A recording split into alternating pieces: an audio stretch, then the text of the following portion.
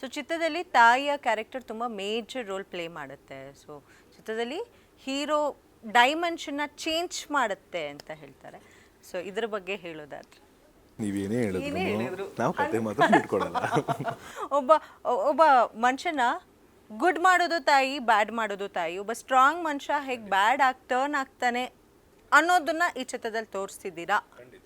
ಖಂಡಿತ ನೀವು ಹೇಳಿದಂತ ಲೈನ್ ಇದ್ದೇ ಇದೆ, ಬಟ್ ಅದ್ರ ಮುಂದಕ್ಕಂತ ಏನು ಹೇಳೋಕ್ಕೋಗಲ್ಲ. ಸೊ ಹೇಗಿತ್ತು ಮ್ಯಾಮ್ ಜೊತೆ ವರ್ಕ್ ಮಾಡೋ ಎಕ್ಸ್ಪೀರಿಯನ್ಸ್? ಬಿಕಾಸ್ ಬಹಳಷ್ಟು ಅವಾರ್ಡ್ಗಳನ್ನು ತಮ್ಮ ಬುತ್ತಲಿಕೆಯಲ್ಲಿ ಇಟ್ಕೊಂಡ್ರು ಮ್ಯಾಮು. ಅಂದರೆ ಬೀಯಿಂಗ್ ಅ ಸೀನಿಯರ್ ಆರ್ಟಿಸ್ಟ್ ನಮಗೆ ಅದೊಂದು ಅವಕಾಶ ಸಿಕ್ಕದೆ ತುಂಬ ಖುಷಿ. ಅಂಥವ್ರ ಜೊತೆ ಸ್ಕ್ರೀನ್ ಸ್ಪೇಸ್ ಶೇರ್ ಮಾಡೋದಾಗಿರ್ಬೋದು. ಆಮೇಲೆ ಜೊತೆಗೆ ಇವಾಗ ನೀವು ಹೇಳ್ದಂಗೆ ಅವ್ರೊಂಥರ ಬರೀ ಪಾತ್ರಕ್ಕೆ ತಾಯಿ ಅಲ್ಲ, ಎಲ್ಲ ಜೊತೆ ಮಾಡಿ ಕರ್ನಾಟಕಕ್ಕೆ ತಾಯಿ ಬಿಟ್ಟಿದ್ದಾರೆ ಒಂಥರ. ಸೊ ಅದೊಂಥರ ಆ ಸ್ವಂತ ತಾಯಿ ಫೀಲ್ ಥರನೇ ಇರುತ್ತೆ. ನಾವು ಸೆಟ್ಟಲೆಲ್ಲ ಇದ್ರ ಜೊತೆಗೆ ವರ್ಕ್ ಮಾಡಿದ್ವಲ್ಲ ಅಮ್ಮನ ಜೊತೆ, ತುಂಬ ಖುಷಿ ಆಗುತ್ತೆ. ಸ್ವಂತ ಮಕ್ಕಳು ಥರ ನೋಡ್ಕೋತಾರೆ. ಆ ಟ್ರೀಟ್ಮೆಂಟೇ ಬೇರೆ ಇರುತ್ತೆ ಅವ್ರದ್ದು. ಖುಷಿ ಆಗುತ್ತೆ ಅವ್ರ ಜೊತೆ ಕೆಲಸ ಮಾಡೋಕ್ಕೆ. ಯಾವುದಾದ್ರೂ ಒಂದು ಸಿಚುಯೇಷನ್ನು, ಯಾವುದೋ ಸೀನು, ಎಮೋಷ್ನಲ್ ಸೀನ್ ಆಗಿರ್ಬೋದು, ಇಲ್ಲ ಸ್ಟ್ರಿಕ್ಟ್ ಆಗಿರೋ ಸೀನ್ ಆಗಿರ್ಬೋದು, ಅದು ನೋಡಿದ ತಕ್ಷಣ ತಾವು ಪರ್ಸ್ನಲಿ ಕನೆಕ್ಟ್ ಆಗಿರುವಂಥದ್ದು ಯಾವ್ದಾದ್ರು ಸಿಚುಯೇಷನ್ ಚಿತ್ರ? ಇಲ್ಲ, ಒಂದು ಅದ್ರ ಟ್ರೇಲರಲ್ಲೇ ಇದೆ. ಒಂದು ಚಾಮುಂಡೇಶ್ವರಿನ ಪೂಜೆ ಮಾಡ್ತಾ ಇರ್ತಾರಮ್ಮ. ನಾನು ಚಾಮುಂಡೇಶ್ವರಿನೇ ಸಿಕ್ಕಾಪಟ್ಟೆ ನಂಬೋದ್ರಿಂದ ಅವ್ರು ಫಸ್ಟ್ ಶಾರ್ಟ್ ಅವತ್ತದು ಆ ಮುಂದೆ ಅಲ್ಲಿ ಇಟ್ಟಾಗ ಹೂವು ಬಲ್ದಾಗಡೆ ಬಿದ್ದು, ಬಲ್ದಾಗಡೆ ಬಿತ್ತುಕೊಂಡು ಹೋಗ್ಬಿತ್ತು ನೋಡ, ಇನ್ನು ಸಿನಿಮಾ ಇಟ್ಟಾಗೋದ್ರಿಂದ ಅವ್ರು ಕರೆದ್ಬಿಟ್ಟು ಇದು ಮಾಡೋದು ಅದೊಂಥರ ಖುಷಿ. ಅದು ಎಸ್ ಫಸ್ಟ್ ಸೀನು ನಮ್ಮಿಬ್ಬರದು.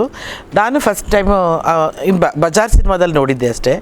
ಆವಾಗ ಸಿನಿಮಾ ಥರ ನೋಡಿದ್ದೆ. ಅಂದರೆ ನಾನು ಯಾರೋ ಹೊಸ ಹುಡುಗ ಚೆನ್ನಾಗಿ ಕಾಣಿಸ್ತಾನೆ, ಚೆನ್ನಾಗಿ ಮಾಡಿದ್ದಾನೆ ಅಂತ ಹೇಳಿ ಸುನಿಗೆ ಡೈರೆಕ್ಟ್ರಿಗೆ ಆವಾಗ ಫೋನ್ ಮಾಡಿಲ್ಲ ಹೇಳಿದ್ದೆ. ಬಟ್ ಇವ್ನ ನಂಬರ್ ನನಗೆ ಸಿಕ್ಕಿರಲಿಲ್ಲ. ಫಸ್ಟ್ ಟೈಮ್ ನೋಡಿದ್ದು ಮತ್ತು ಫಸ್ಟ್ ಸೀನ್ ನಮ್ಮದು. ನಮಗಿನ್ನೂ ಮಾತುಕತೆ ಸ್ಟಾರ್ಟ್ ಆಗಿರಲಿಲ್ಲ. ಬಟ್ ಪೂಜೆ ಮಾಡೋ ಸೀನು ಡೈರೆಕ್ಟ್ ಇಟ್ಟಿದ್ರು, ಬಲ್ಗಡೆ ಹೂವು ಬಿತ್ತು.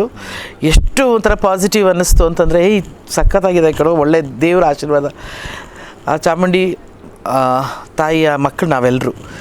ಕರ್ನಾಟಕನ ಕಾಪಾಡ್ತಿರೋದೇ ಆ ತಾಯಿ ಅಲ್ವಾ, ನಮ್ಮ ನಾಡ ಇದ್ರ ಥರ ನಾಡದೇವತೆ. ಸೊ ಆ ತಾಯಿ ನಮ್ಗೆ ಆಶೀರ್ವಾದ ಮಾಡೋದು ಅನ್ನಿಸ್ತು. ಅದು ಒಂಥರ ಸಖತ್ ಪಾಸಿಟಿವ್. ಆಮೇಲೆ ಒಂದೊಂದು ಸೀನು ಇವನ ಜೊತೆ ಆ್ಯಕ್ಟ್ ಮಾಡಬೇಕು. ನನಗೆ I always feel, because Dhanveer ನಾನು ಸಿನಿಮಾದಲ್ಲಿ ನೋಡಿರೋದು ಅಷ್ಟೇ ಪಾತ್ರ ಆಗಿ. ಬಟ್ ಅಲ್ಲಿ ಒಂದು ಪ್ರಿಪೇರ್ ಆಗ್ತಾನಲ್ಲ, ಅವನೊಂದೊಂದು ಸೀನಿಗೆ, ಒಂದೊಂದು ಶಾರ್ಟ್ಗೂ ಪ್ರಿಪೇರ್ ಆಗೋದು, ಕಾನ್ಸಂಟ್ರೇಟ್ ಮಾಡ್ಕೊಳ್ಳೋದು. ತಿರ್ಗಾ ಆಗಲಿಲ್ಲ ಅಂದರೆ ತಾನೊಬ್ಬನೇ ಆ ಕಡೆ ಹೊರಗಡೆ ಹೋಗಿ ಅದೇನೋ ಒಂದು ಪ್ರಾಕ್ಟೀಸ್ ಮಾಡ್ಕೊಂಡು ಬರೋದು. That is all the dedication of the artist. ನಾನು ತುಂಬ ಜನನ ನೋಡಿದ್ದೀನಿ, ಅವನು ಫಸ್ಟ್ ಪಿಕ್ಚರಿಂದನೂ ಅಥವಾ ದೊಡ್ಡ ಕಲಾವಿದರು ಆಲ್ರೆಡಿ ಪ್ರೂವ್ಡ್ ಹೀರೋಗಳನ್ನೂ ನೋಡಿದ್ದೀನಿ. ಮತ್ತು ಆಗ ಸ್ಟ್ರಗಲ್ ಮಾಡ್ತಿರೋ ಹೀರೋಗಳು ಅವ್ರಿಗೆ ಅದು ಎಲ್ಲಿ ತುಂಬ ಬೆಳೆದಿದ್ದಾರೆ ಅಂದರೆ ಇಂಥವ್ರು ಬೆಳೀತಾರೆ ಜಾಸ್ತಿ.